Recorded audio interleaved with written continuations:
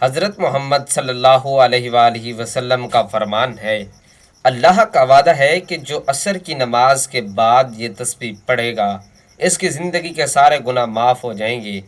محترم ناظرین، کبھی آپ نے سوچا ہے کہ اگر یہ دن ہماری زندگی کا آخری دن ہو تو کیا ہماری نمازیں، توبہ، اذکار، ندامت اور اللہ سے تعلق ایسا ہے کہ ہم بغیر خوف کے موت کا سامنا کر سکیں؟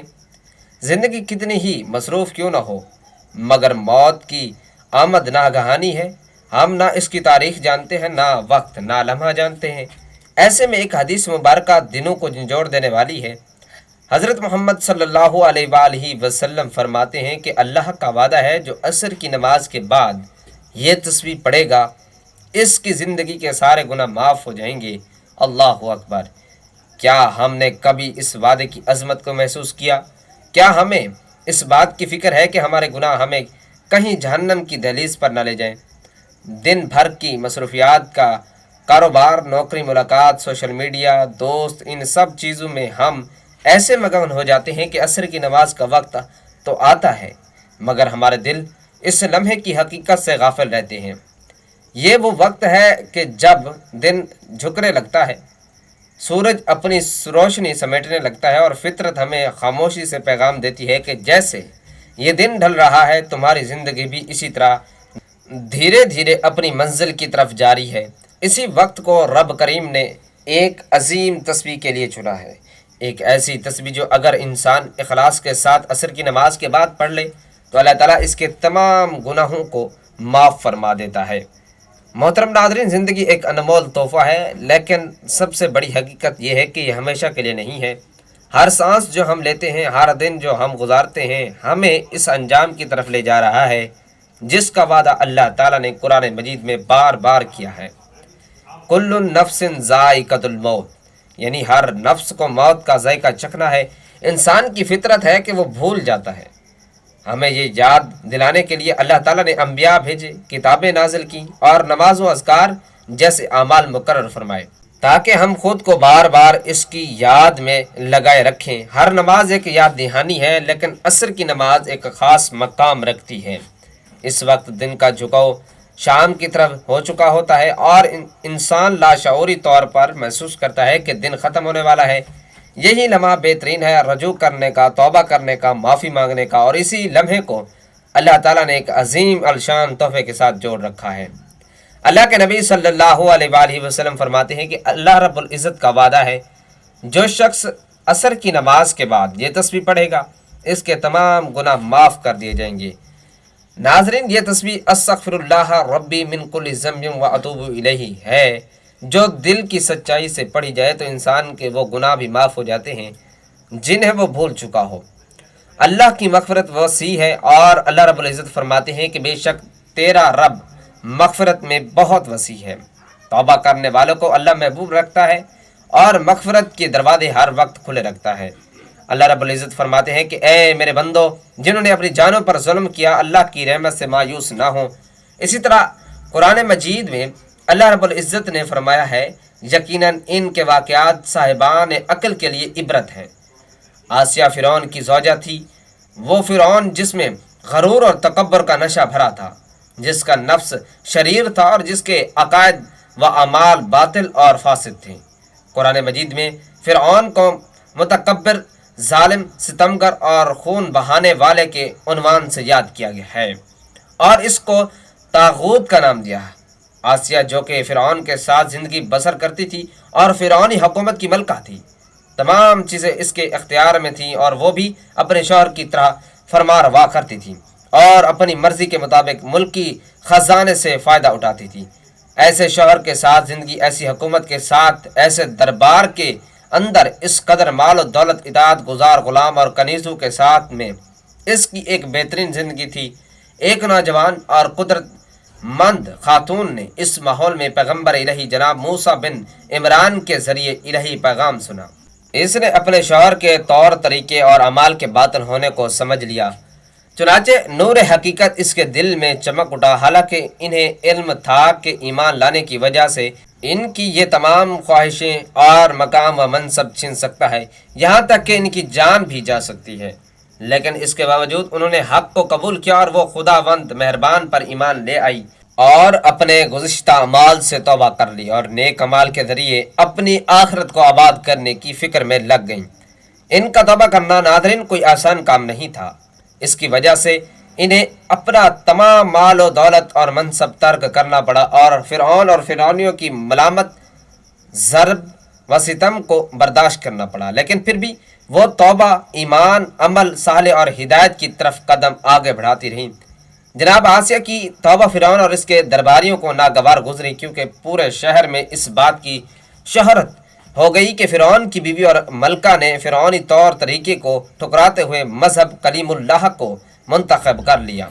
سمجھا بجھا کر، ترغیب دلا کر اور ڈرا دھمکا کر بھی جب آسیہ علیہ السلام کے بڑھتے قدم کو نہیں روکا جا سکا تو وہ اپنے دل کی آنکھوں سے حق کو دیکھ کر قبول کر چکی تھی۔ انہوں نے باطل کے کھوکھلے پن کو بھی اچھی طرح سمجھ لیا تھا، لہذا حق اور حقیقت تک پہنچنے کے لیے اسے ہاتھ سے نہیں کھو سکتی تھی اور کھوکھلے باطل کی طرف نہیں لوٹ سکتی تھی۔ جی ہاں ناظرین، یہ کیسے ہو سکتا ہے کہ خدا کو فرعون سے، حق کو باطل سے، نور کو ظلمت سے، صحیح کو غلط سے، آخرت کو دنیا سے، بہشت کو دوزخ سے اور سعادت کو بختی سے بدل لیا جائے؟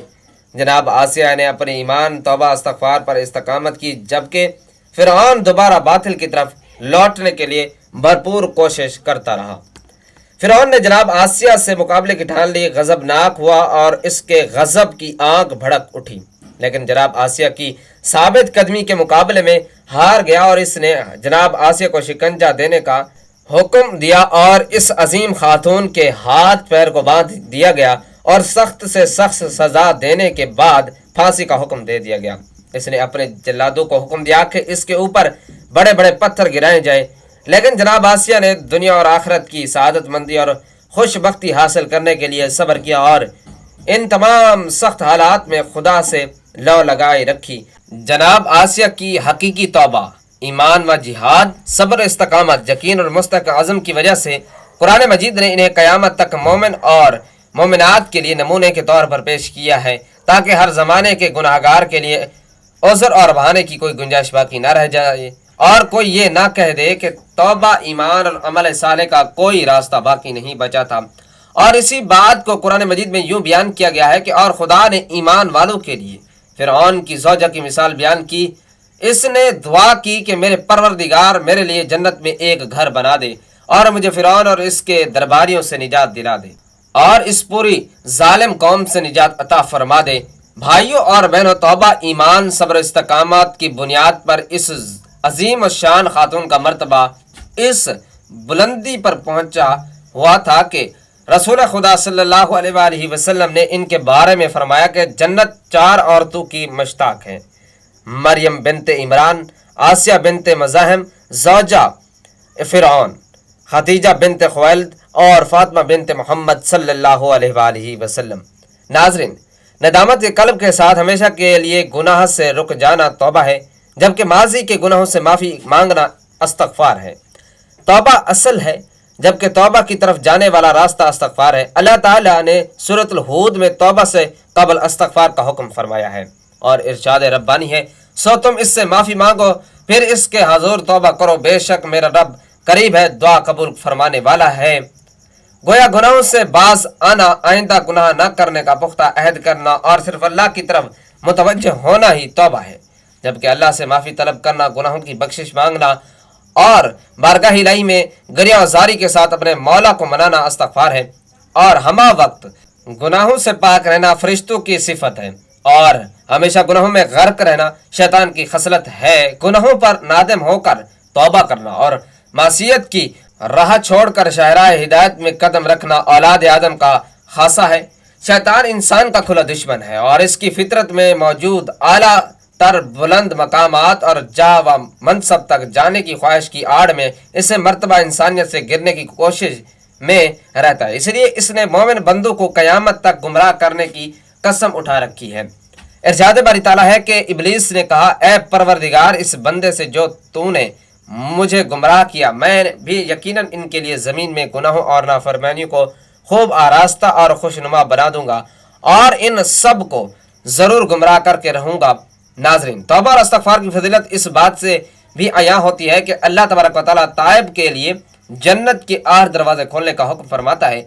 حضرت عمر بن خطاب رضی اللہ تعالیٰ عنہ روایت کرتے ہیں کہ نبی صلی اللہ علیہ وآلہ وسلم نے فرمایا، جس نے اچھی طرح وضو کیا، پھر کلمہ شہادت پڑھا اور یہ دعا مانگی، اے اللہ مجھے خوب توبہ کرنے والوں اور خوب پاک ہونے والوں میں سے بنا دے، تو اس کے لیے جنت کے 8 دروازے کھول دیے جائیں گے کہ وہ جس دروازے سے چاہے داخل ہو جائے۔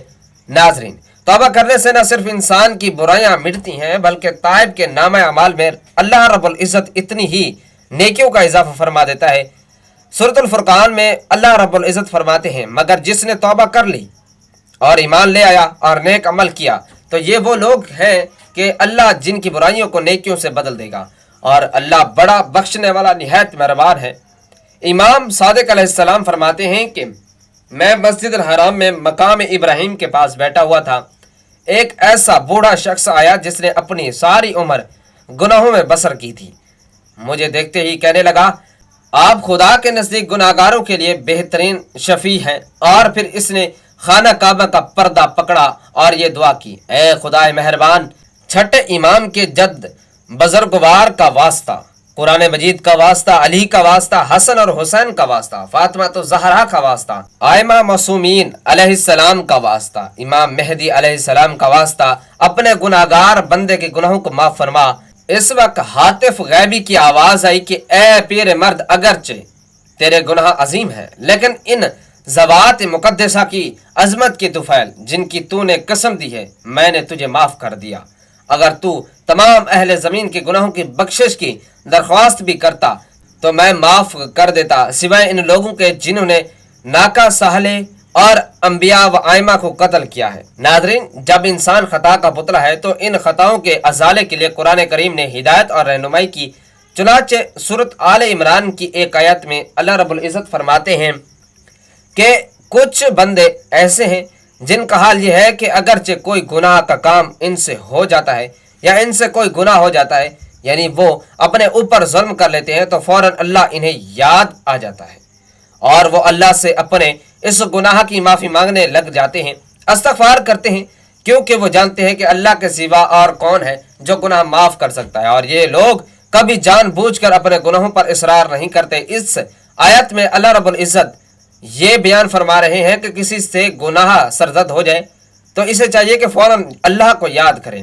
ایسے لوگ اللہ رب العزت کو بہت پسند ہیں۔ یہ لوگ گناہ کے بعد فوراً توبہ اور استغفار کرنے لگتے ہیں، اللہ کی طرف رجوع کرتے ہیں، گناہوں پر جمتے نہیں ہیں، اور ایسے لوگوں کو اللہ مغفرت اور داخل جنت سے نوازے گا۔ حدیث میں نبی کریم صلی اللہ علیہ وآلہ وسلم نے استغفار کی بہت فضیلت بیان فرمائی، اور ایک حدیث میں رسول اللہ صلی اللہ علیہ وآلہ وسلم فرماتے ہیں کہ جو شخص استغفار کی کثرت کرتا ہے، یعنی ہمیشہ استغفار کرتا رہتا ہے، مسلسل استغفار میں رہتا ہے، اللہ تعالیٰ ہر تنگی اور پریشانی سے اس کے لیے راستہ نکال دیتا ہے، اور اللہ تعالیٰ ایسے آدمی کو غم سے نجات اور رہائی نصیب فرماتا ہے، اور اس آدمی کو اللہ تعالیٰ ایسے جگہ سے روزی پہنچاتا ہے کہ اس کے گمان میں بھی نہیں ہوتا، اسے معلوم بھی نہیں ہوتا کہ ایسی جگہ سے اللہ اسے رزق فرماتا ہے۔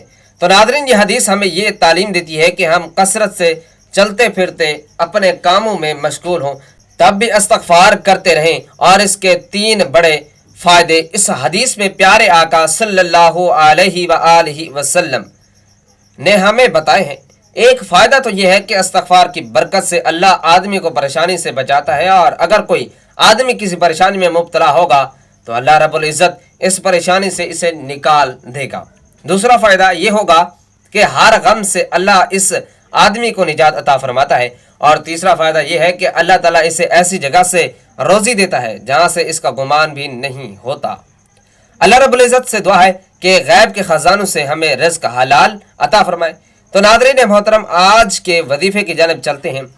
حضرت محمد صلی اللہ علیہ وآلہ وسلم فرماتے ہیں کہ اللہ رب العزت کا وعدہ ہے، جو عصر کی نماز کے بعد یہ تسبیح پڑھے گا اس کی زندگی سے سارے گناہ معاف ہو جائیں گے، اور یہ وہ مبارک تسبیح ہے جو عصر کے بعد پڑھنے کی تلقین دی گئی ہے۔ آپ نے یہ تسبیح کب، کیسے اور کس طرح پڑھنی ہے، یہ میں اب آپ کو تفصیل سے بتانے لگا ہوں، توجہ سے نوٹ فرما لیجئے۔ تو سب سے پہلے آپ نے حضور پاک صلی اللہ علیہ وآلہ وسلم کی ذات اقدس پر درود پاک کا نذرانہ پیش کرنا ہے۔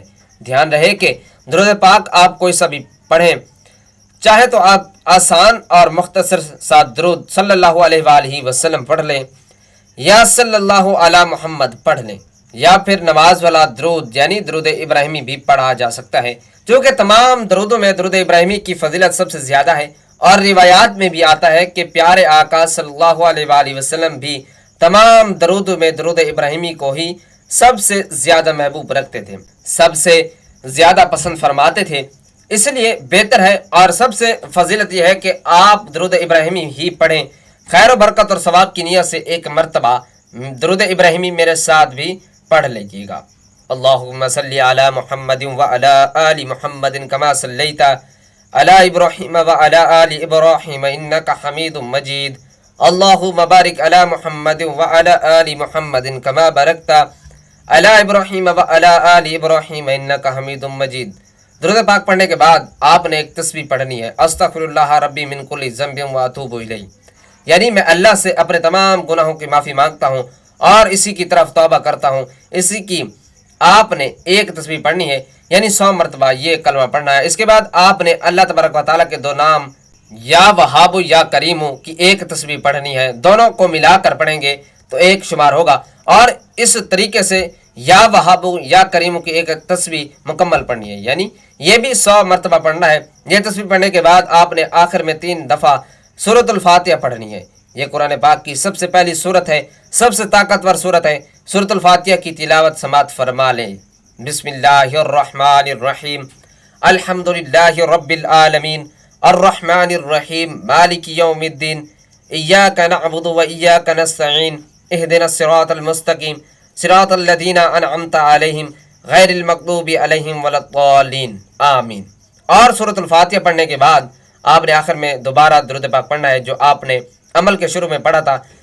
اللہ والو، ہم گناہگار ہیں، غفلت میں ہیں، دنیا کی چکا چوند نے ہمیں آنکھوں کے نور سے محروم کر دیا ہے۔ اللہ تعالیٰ آج بھی اپنے بندے کو آواز دے رہا ہے، اے میرے بندو توبہ کرو، واپس آ جاؤ، میں تجھے وہ دوں گا جس کا تو نے تصور بھی نہیں کیا ہوگا۔ تو کیوں نہ آج سے ہم عصر کے بعد کی اس بابرکت تسبیح کو اپنی زندگی کا معمول بنا لیں، کیا پتہ یہ تسبیح ہمارے لیے آخرت کی نجات کا ذریعہ بن جائے۔ آخر میں اللہ تعالیٰ سے دعا ہے کہ اللہ تعالیٰ ہم سب کو 5 وقت نماز پڑھنے کی توفیق عطا فرمائے۔ اللہ تعالیٰ تمام مسلمانوں کو نیک اعمال کرنے کی توفیق عطا فرمائے۔ اللہ رب العزت میرا سنانا اور آپ کا سننا اپنی پاک بارگاہ الہی میں قبول و منظور فرمائے۔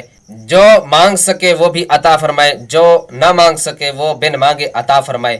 اللہ رب العزت ہم سب کو اس بابرکت عمل کی پابندی کرنے کی توفیق عطا فرمائے، آمین یا رب العالمین۔ بھائیوں اور بہنوں، آخر میں آپ سے گزارش ہے کہ اللہ رب العزت کے 99 ناموں میں سے کوئی بھی ایک نام کمنٹ باکس میں ضرور لکھتے جائیے گا۔ اللہ رب العزت آپ سب کا حامی و ناصر ہو، آمین یا رب العالمین۔